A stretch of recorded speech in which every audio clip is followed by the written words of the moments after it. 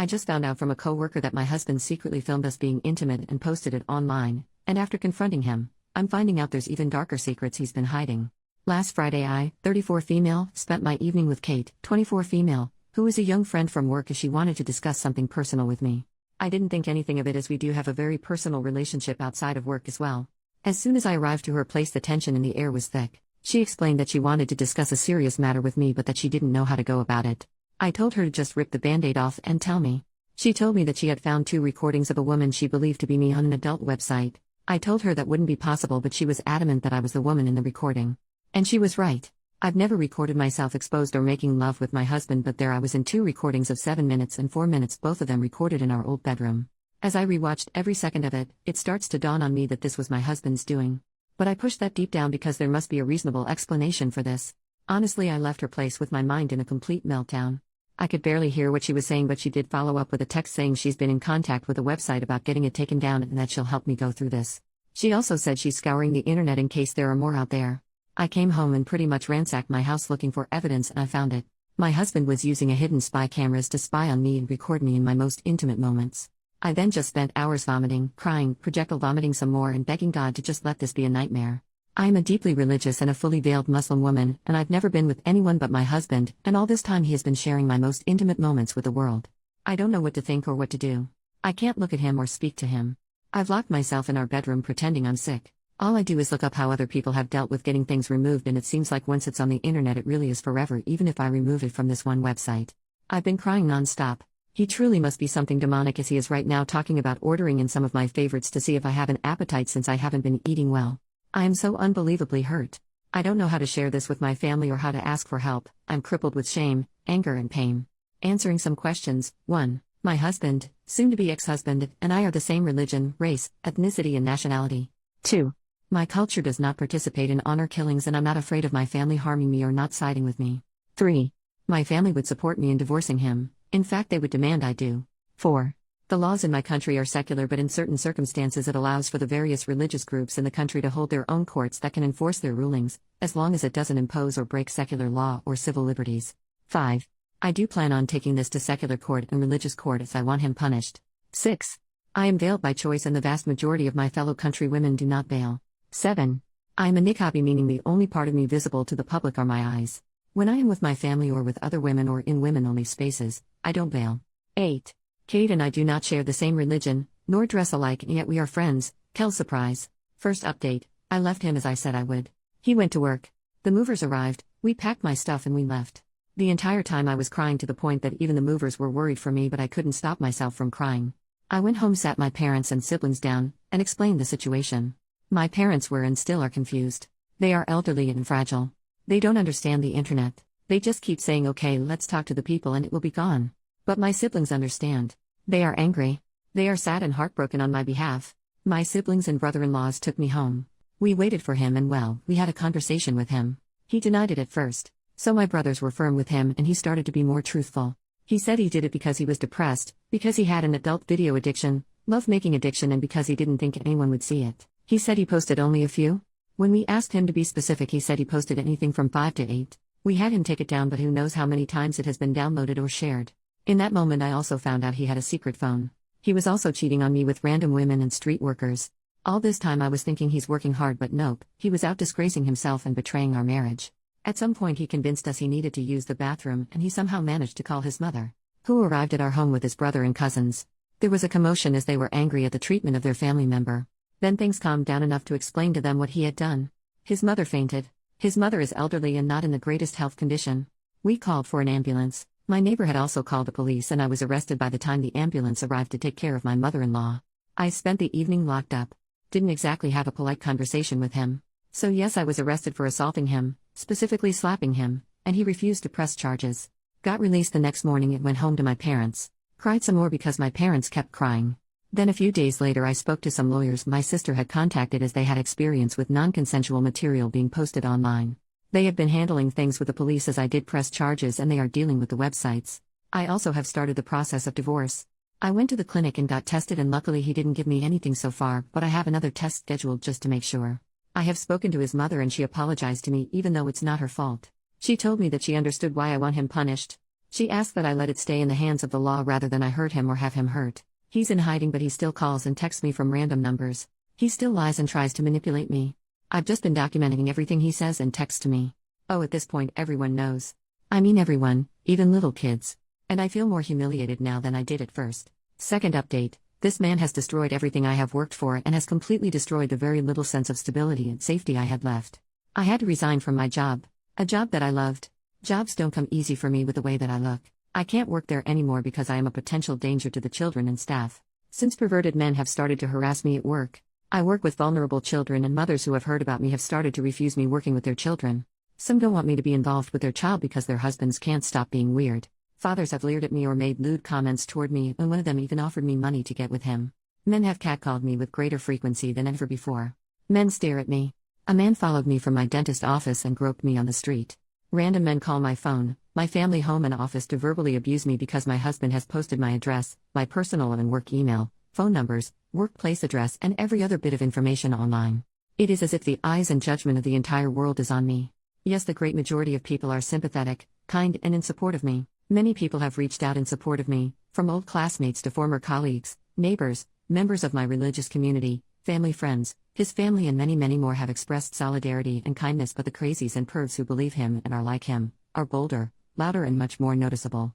Then I find out from my lawyers and their investigators that he was drugging me and doing this stuff to me as I slept. I suffer from migraines and insomnia and take medication for it.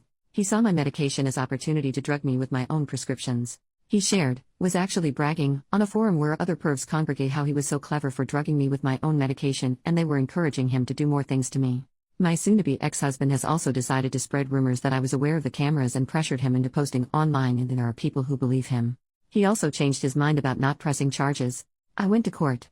The judge and prosecutors were sympathetic and dismissed the case. It was a combination of my lawyers explaining the circumstances that led to me slapping him and his subsequent actions, threatening me, attacking me, doxing me, and blackmailing me by saying he didn't care about the slap, and that he would drop everything if I forgave him. My lawyers used his own words against him since he wrote it in text, and on a recorded call he admitted to me not having slapped him that hard and that he only pressed charges to cause me harm. But his crimes against me are still being investigated by the prosecutors. Third post, it all boils down to jealousy and me emasculating him. I wish I could say I was feeling better or doing better, but I feel awful, and I am still struggling with everything. It is still his life's mission to be as cruel as he can be and to stand in the way of every step I make. He is still refusing to work with my divorce lawyer. He continues to be difficult every step of the way and has run off his own lawyers. He is now in his third lawyer, and we are again starting from scratch in the divorce negotiations. He has been granted an extension by the courts due to his last lawyer just dropping him a few days before our hearing. As for posting non-consensual material, a trial date was scheduled, and he recently asked for an extension, and he'll probably be granted it as his criminal lawyer dropped him too. So in last month he has been dropped by his divorce lawyer and his criminal lawyer. The man is on a roll. When it rains it sure pours. My father passed a little over a month ago, and my mother is now in hospice care as she is soon to go back to God. I'm sad but not shocked about this, as I've had a long time to prepare for it. My father had been battling cancer for almost 3 years and so was as prepared as a person can be, and my mother's health had been declining significantly for years due to her dementia. Soon-to-be ex-husband decided it was a great idea to corner me at the venue we held the after-funeral meal at. He decided to wait for me to be alone. He approached me as I was cleaning up the venue.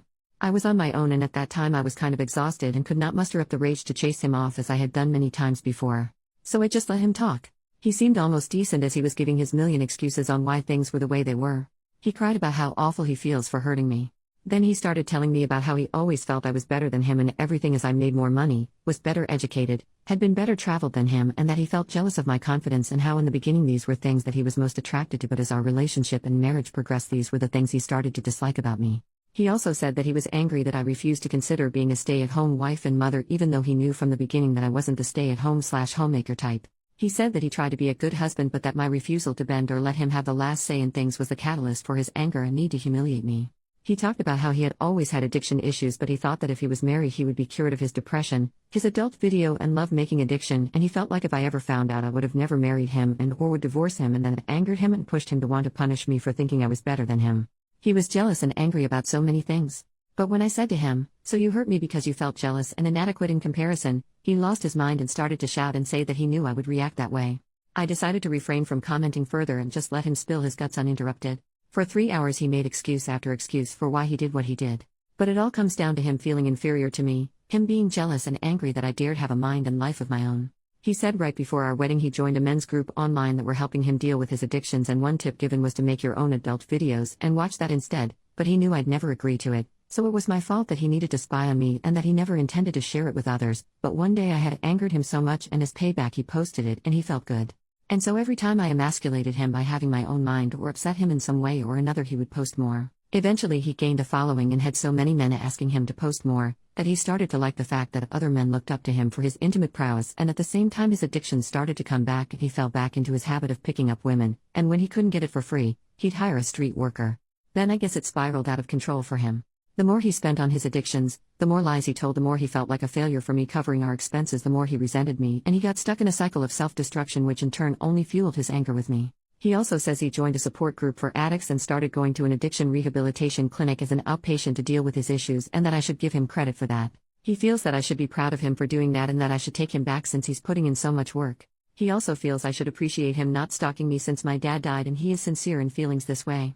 He genuinely doesn't understand why I'm not seeing how hard he's been trying the past few months. In his deluded mind he thinks that his honesty in our conversation should count for something and that I am just being a heartless jerk for having been stoic and unmoved by his tears and his show of vulnerability. Even though he gave a great performance of being human during our conversation, I remained unmoved by it because there was nothing to be moved about. I just continued to pack things up from the venue and got in my car and went home. I'm still not working, I still have crazy men calling my phone at all hours of the day, and I still feel humiliated and embarrassed. The only good thing that has happened is that several of the sites have taken down the recordings and banned him from using their platforms. Fourth post, curses are like young chickens, they always come home to roost. Finally I have some good news. So a while back, I was granted a restraining and protective order, and my now officially ex-husband did continue to stalk and harass me. After the umpteenth time of calling the police and going to court he was finally imprisoned, and he has been in prison for a little over a month. I was also granted my divorce. I initially wanted a quick divorce and wanted to just give him everything he asked for, but he kept finding ways to delay or asking for more and more, and I just snapped, so I told my lawyers to do their worst and they did. My lawyers hated him and I got everything I wanted and way more. Not to gloat, but it was really satisfying seeing him cry. This has been the most peaceful month I've had in a long time. This entire time has been such a trying time and it has affected my mental and physical health. I've lost 12 kilograms and I've lost a ton of hair due to the stress he was causing me. But I can honestly say that him wailing in court was the chicken soup my soul needed. I've moved from my city and now live on the other side of the country, and I've gotten myself a decent enough job. I am slowly mending my confidence.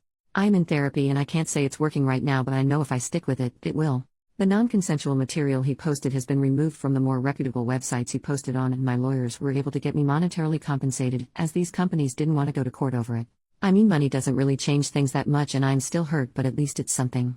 I'm also not so delusional as to think that it isn't still out there in some way or another, and I know there really isn't much I could ever do about that, so I'm just trying to make peace with it. Ex-husband will be serving time in prison for what he did. My lawyers are working with the courts and that should be sorted soon enough. I think the reality of the consequences are becoming very clear to him, as I have heard through the grapevine that he attempted to take his life and is now in protective custody until his trial date. He is facing up to 30 years and corporal punishment, and I absolutely look forward to it.